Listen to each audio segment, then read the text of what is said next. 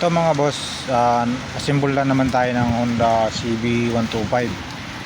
May mga parts, nabot na tayo ng ulan, kaya dito muna tayo. Ayan. Ngayon, ayan mga pyesa, nakabit pa natin. Yung nabuo ko na yung load. Ngayon, dati nung share ko lang dito yung na-experience ko dati. Matagal na yon, mga year pa siguro yun, 2020 o mga ganon. Ang na-experience ko, para rin din to sa mga baguhan din na magbubuo ng ganitong makina, Honda CB.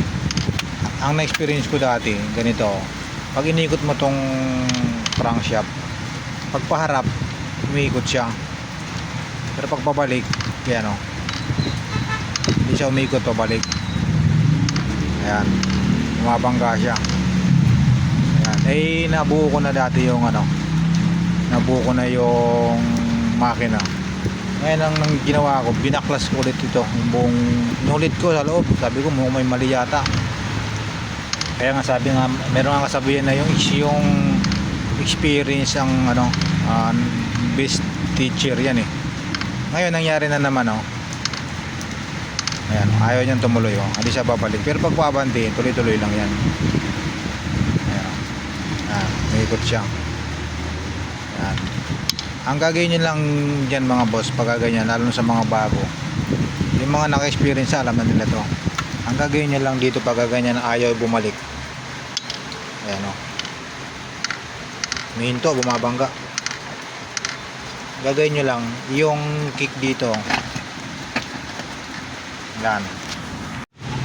Pagka nang gaganyan, ikabit nyo lang yung kick, tapos i-kick mo na gano'n. Ayan yan, i-kick mo, tapos ibalik mo lang ito. Kailangan makabalik siya ng sagad pataas.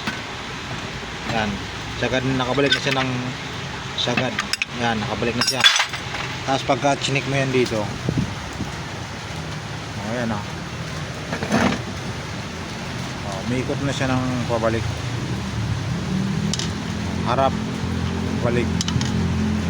Siyempre pag kasi kakabahan ka din pag o baka magtaka ka ba tayo so mapapaisip ka sa simpleng dahilan lang.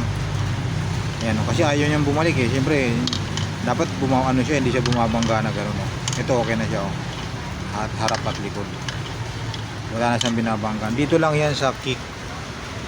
Ayan, yung ratchet dito, yung kick nito, kumakagat siya kasi ito para siyang bagyang, hindi siya yung spring, hindi ganong bumalik dito. Kumbaga nakakagat yung kick gear. Ayan. So yun lang ang i-share natin mga boss.